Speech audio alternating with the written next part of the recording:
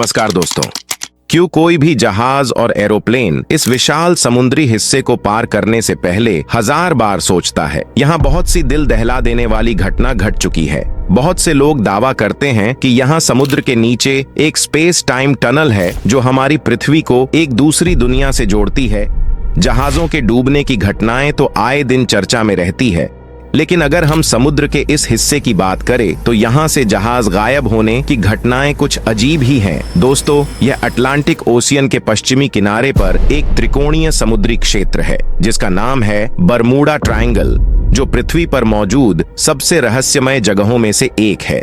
इसके बारे में ऐसी बहुत सी किंवदंतियां प्रचलित हैं, जैसे कि यह समुद्री इलाका अपने ऊपर से गुजरने वाले किसी भी जहाज या एरोप्लेन को अपनी ओर खींच लेता है, और अगर कोई भी जहाज इसमें एक बार प्रवेश कर जाता है तो उसका वहां से बचकर निकलना लगभग नामुमकिन है। तो आइए दोस्तों, आज हम आपको बरमूडा ट्रायंगल की पूरी सच्चाई बताते हैं। और अगर आप एक ख्याली दुनिया नहीं जीते हो और वास्तविकता में विश्वास रखते हो तथा हर रोज कुछ नया सीखना चाहते हो तो आपको निश्चित रूप से हमारे चैनल को सब्सक्राइब करना चाहिए, क्योंकि हम आपके लिए हमेशा नॉलेजेबल वीडियो लाते रहते हैं।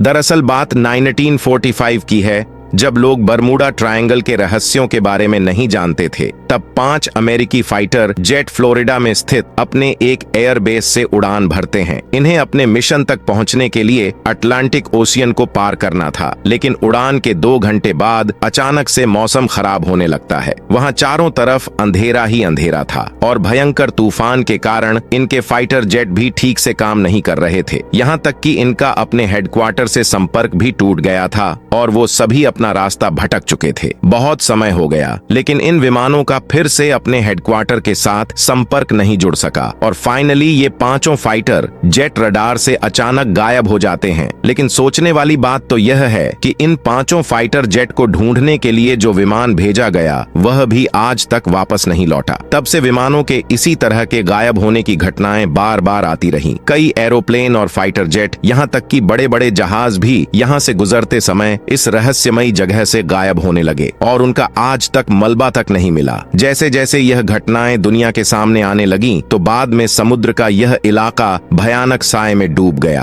और लोग इसे हॉन्टेड डेविल्स ट्रायंगल कहने लगे। लोगों का ऐसा मानना है कि इस हॉन्टेड ट्रायंगल में एक ऐसी टाइम ट्रैवल सुरंग है जो इन सभी जहाजों और विमानों को दूसरी दुनिया में ले जा रही है। इसीलिए यह सभी बिना किसी निशानी के ही गायब हो जाते हैं। कुछ लोग डेविल्स ट्रायंगल को पौराणिक कथाओं और एलियन से भी जोड़ते हैं। उनका मानना है कि इन लापता लोगों का रहस्यमयी ताकतों द्वारा अपहरण कर लिया गया है। इन अजीबोगरीब घटनाओं को देखते हुए वैज्ञानिकों ने भी अपने अपने साइंटिफिक रीजन बताए, जो इस ट्रायंगल के मौसम और क्षेत्र को देखने पर सही प्रतीत होते हैं। इस ट्रायंगल का अधिकांश भाग 20 डिग्री और 30 डिग्री उत्तरी अक्षांश के बीच स्थित है, जो पूरी तरह से उष्णकटिबंधीय क्षेत्र में आता है। इस इलाके में अक्सर तेज तूफान आते रहते हैं। यहाँ 10 मीटर से भी ऊंची विशाल समुद्री लहरें बनती हैं, जिनकी रफ्तार कभी कभी तो 100 किलोमीटर प्रति घंटे से भी तेज हो जाती है, जो हजारों मीटर तक समुद्री जल को हवा में उछाल देती है।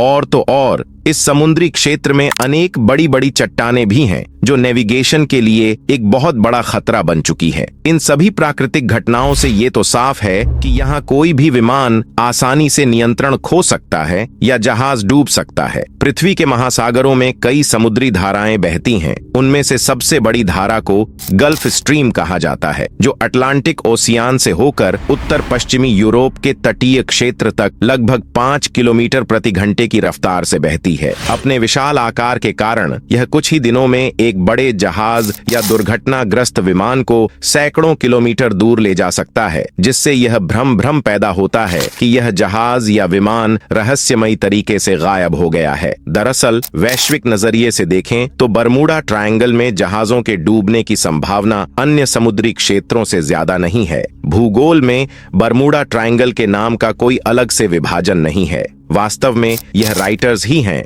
जो इस समुद्री क्षेत्र को एक रहस्यमयी छाप देते हैं और वे कुछ गायब होने को आकर्षक और जादुई कहानियों में वर्णित करते हैं। उदाहरण के लिए लेखक विंसेंट गैडिस ने 1964 में द डेडली बरमूडा ट्रायंगल नामक एक लेख प्रकाशित किया था, जिसमें उन्होंने बरमूडा ट्रायंगल की कुछ छोटी सी घटनाओं को भी बहुत ज्यादा बड़ा चढ़ाकर मिस्टीरियस और हॉरिबल बताया, जिसकी वजह से उनकी बुक ने पूरी दुनिया में एक बहुत अच्छी खासी कमाई की। फिर इन्हें देखकर दूसरे राइटर्स भी बरमूडा ट्रायंगल पर काम करने लगे। कुछ राइटर्स ने तो कई ऐसी घटनाओं को भी बरमूडा ट्रायंगल से जोड़ दिया जो कभी इस क्षेत्र में घटित हुई ही नहीं। ये सिलसिला आज तक भी जारी है। लोग बरमूडा ट्रायंगल के बारे में बड़ी बड़ी डरावनी बातें लिखते हैं क्योंकि इससे उनको पैसे मिलते हैं, जिसकी वजह से बरमूडा ट्रायंगल आज पूरी दुनिया में हॉरिबल एंड मिस्टीरियस कंसिडर किया जाता है, जिसमें सच्चाई तो कम और अफवाहें ज्यादा है।